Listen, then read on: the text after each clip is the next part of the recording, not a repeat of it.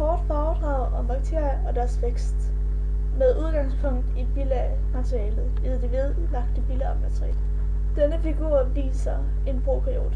En prokaryot er 10-100 gange mindre end en eukaryot og er meget mere simpelt opbygget. Det vil sige, at den ingen cellekerne har. Den har heller ikke nogen mitokondrier og organeller. Jeg kan lige sige, at en prokaryotcelle var en bakteriecelle. Så her ser vi så en prokaryotcelle, aka en bakteriecelle. En prokaryot indeholder kromosomer og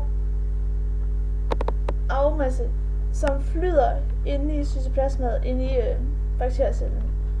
Og udover det, så har de også nogle små DNA-ringe, som hedder plasmider, og det indeholder ikke vigtigt arvemateriale, men de her plasmider, de deler de med andre bakterier. Den her prokaryotcelle, den har en cellevæg, og inde under cellevæggen har den cellemembran. Og det er også det, som der kendetegner en prokaryotcelle. Dette er et lille uddrag fra bilag 1. Og her står der, hvorfor at MRSA-bakterien er så farlig for os mennesker. Der står blandt andet, at MRSA står for Medicine Resistant Staphylococcus aureus. Og det betyder, at denne bakterie, denne bakterie Staphylococcus, er resistens overfor antibiotika. Og det betyder, eller det kommer ind på senere, jeg har sådan en figur, som viser, hvorfor at den her bakterie ikke kan modtage, eller kan bekæmpes med antibiotika. Denne figur afbilleder en bakteriecelle, hvor der er sådan 4 mekanismer, som gør, at cellen afviser det her antibiotika. I mekanisme 1, der ser man ændringer i proteinet, og det betyder, at i bakteriens cellemembran, der sker noget i bakteriecellens cellemembran, som gør, at bakterien er resistent over for antibiotika. Og det gør det svært for den at trænge igennem cellemembranen. Og der er nogle andre proteiner på bakteriecellens cellemembran, som muterer, og det gør så, at den her antibiotika får svært ved at binde sig til bakterien og påvirke den. Mekanisme 3.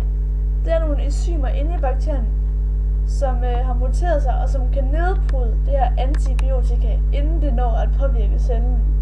Og nummer 4, det er en pumpe, hvor antibiotikaen kommer først ind, altså trænger ind igennem cellemembranen, hvor der er sådan proteiner, som der pumper det ud igen, antibiotika, som det var, da den kom ind i cellen. Så den har ikke noget at påvirke bakteriecellen. Nu vil jeg komme ind på at vise, hvordan bakterier formerer sig.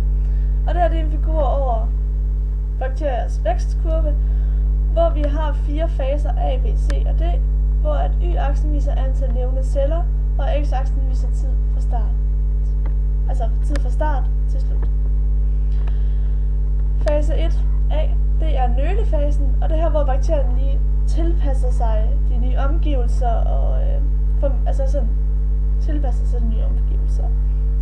Og fase B, det er den eksponentielle vækstfase, og det er, hvor at bakteriecellerne de formerer sig, og de vokser, og de begynder at dele sig, og det her, hvor der kommer sådan en konstant hastighed, hvor at bakterierne deler sig eksplosivt. Det vil sige, at hvis der er 4 bakterieceller, så bliver det til 8 bakterieceller, og for de 8 bakterieceller, så bliver det til 16, så de formerer sig sådan på samme konstante hastighed. Altså det vil sige, at bakteriecellerne de fordobler sig. Fase C kaldes det stationær fase. Og i den her fase, der vil væksten stoppe, altså den vil stabilisere sig. Og det vil den gøre, fordi at der kommer så mange bakterieceller ind i elementet, f.eks. menneskekroppen eller blod, den vil i hvert fald stoppe, den vil stationere sig, for der er ikke plads til flere bakterieceller. Og herefter så kommer fase D, den sidste fase, og det er dødsfasen. Det er her, hvor at bakterien bliver bekæmpet, og der vil kurven falde, fordi den bekæmper sig selv. Der er ikke plads nok til, at bakterien kan leve inde i ens krop, fordi fordi der er så mange bakterier. Der er ikke nok ressourcer til, at den kan leve derinde.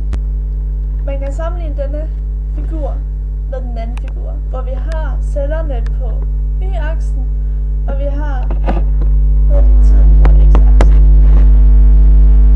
Og det her det er altså en bakterievækst i stuetemperatur, det vil sige 20 grader, hvor vi kan se, at efter 50 minutter, der begynder den sådan at stige.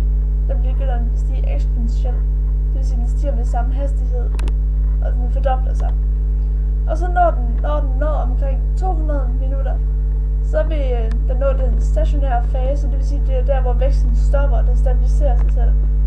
Og herefter, efter de 200 grader, begynder den at falde. Det vil sige, den når dødsfasen, hvor der ikke er nok plads til bakterien.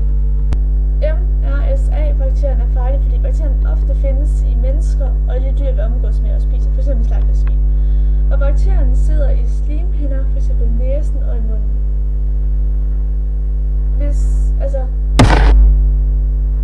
Hvis vi har lederne. Og derfor er det farligt. Altså, vi bærer alle sammen bakterien. Det er ikke også alle sammen, der bliver syge af bakterien. Så det er derfor, at vi skal være opmærksom på, at hvis vi får, åbne sår, imens vi har den her stafylokok, så kan det være farligt, fordi bakterien kan komme ind i vores blodbaner, i vores organer, og det vil skabe betændelse i vores knogler, og den vil også skabe betændelse i hjertet.